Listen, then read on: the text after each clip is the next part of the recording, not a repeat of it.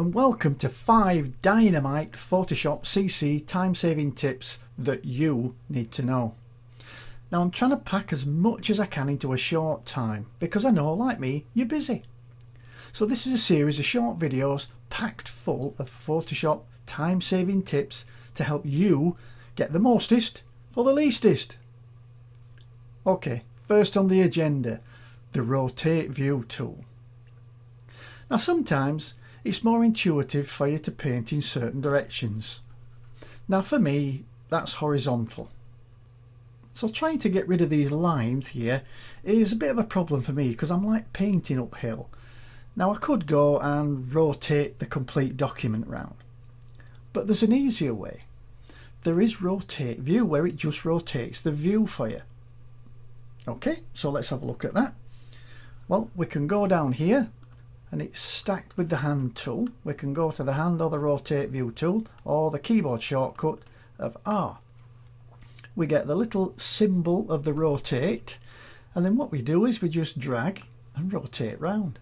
And now we're not rotating the image, we're just rotating the view of the image, which is great. So now I can paint and heal and do whatever I need horizontally.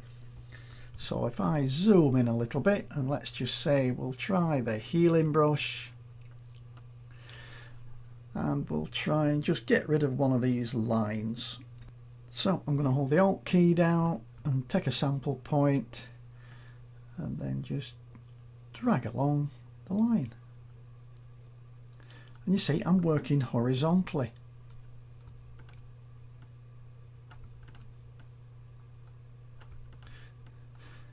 It doesn't look as though it's intuitive for me, but it is. It's better than going vertically. Okay, but that's a quick edit, but you can see what I mean. It's much more intuitive for me to work horizontally than it is vertically. And then when I've finished, I just come back to the Rotate View tool and reset the view. Control of minus to zoom out, and it's not a bad edit, but it's not the best I've ever done either. But you can see what I mean. It's a fantastic tool just for quickly rotating the view, so that if you've got a preference for working horizontally or vertically, painting, healing, cloning, whatever, this tool is for you. Now next is one I find very useful.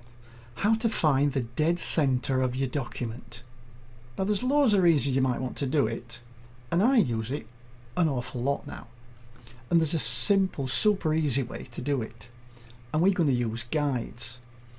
So I'm going to go to View, and I'm going to go to New Guide Layout, and I'm going to make one, and you can see that the last one is the one I've already made, which is the one that I've said is going to be 2 columns and 2 rows, and then I've saved it out as a preset. So you can load and save presets. So I'll save it into the presets folder, and it saves it as a .gds file, and I'll just click on it to save over it and click yes, and then click OK.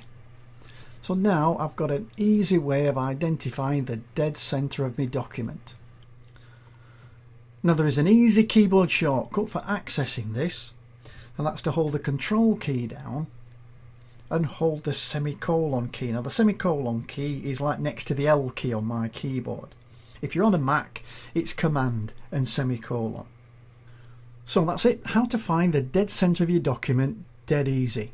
Create a guide preset and use the keyboard shortcut Control or Command if you're on a Mac, semicolon, to view it or hide it. Okay. A super cool feature now in Photoshop CC is being able to add multiple layer styles. Well, let me show you. We've got some text here. I've got a separate text layer, and I'd like to style it, make it look a little bit distinct. So I can go to the Styles panel. Now I can do that by going down to the FX icon here and clicking, and that will open up my Layer Styles panel. Or I can go up at the end of the layer in this little area here and double click, and that will open up my Layer Styles panel. Now here are all the layer styles I can have, and here anything that's got a plus on it means I can add multiples. So let's make a start with one. We'll add a stroke, and we'll call it maybe a 1 pixel black stroke inside. Okay, happy with that. But now I can go further. If I click the plus icon, I'll get another stroke. And if I go down to that one now, I can define this completely differently. So let's go for a different colour. I'll make this a bit gaudy so you can see it. We'll go for let's say a dark green and click OK.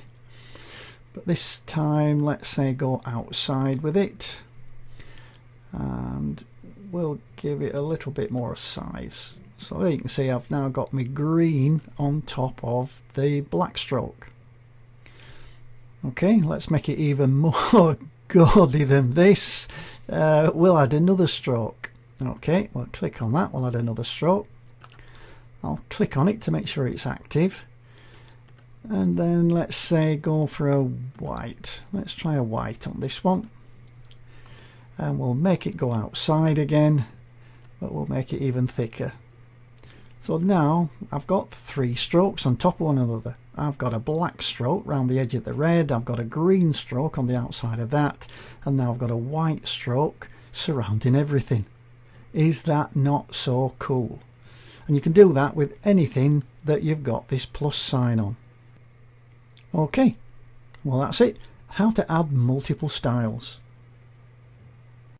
Okay, what about a quick way of changing the text colour? Well, here I've got a text layer and it's red. Now what I can do is I can go in and click on the layer and I can drag across it, and then I can go up to the colour swatch in the tool options, change the colour, click OK, and then accept it. And there's nothing wrong with that. But if you've already got a colour in, let's say, your colour swatch, then you can use a keyboard shortcut.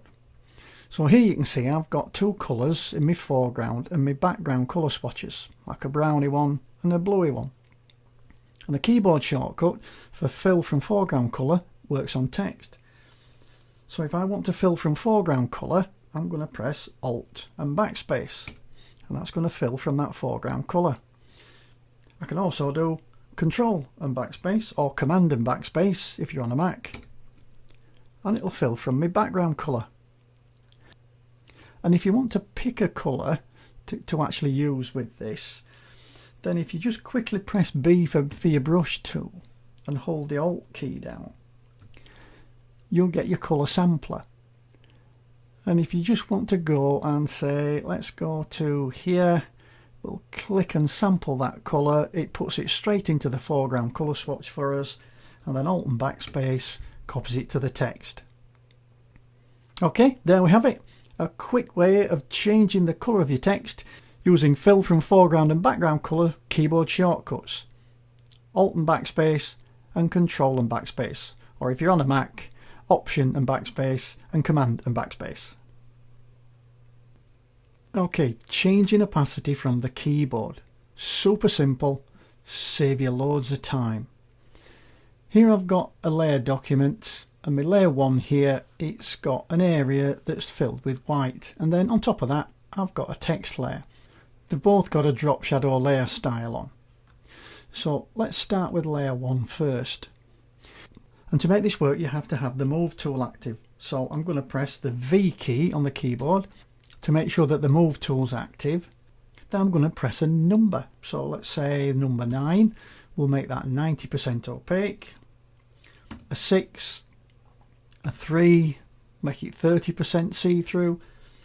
If I want numbers in between, say 56%, then I'll press 5 and 6 close together, or 78%, 7 and 8 close together. And then if I want to go back to 100%, I press the 0. Now you'll notice that we've got a drop shadow, we've got an effect on this. An opacity, it reduced the opacity of everything. If I go down to 1 to take it down to 10%, then you can see the effect has gone down to 10% as well. Now fill, it affects everything on the layer, but it has no effect whatsoever on effects. Now if I hold the Shift key down, I will be able to select the fill from the keyboard. So I'm holding the shift key down and I'll press a 7 for 70%, a 4 for 40% and a 1 for 10%. It's doing exactly what the opacity did, but it's not affecting any of the effects. Okay, so I'm going to press shift and 0 to take it back up to 100% again. So, quick way to affect opacity and fill using the keyboard. You must have the move tool active, and then we're just going to press the numeric keys for the opacity.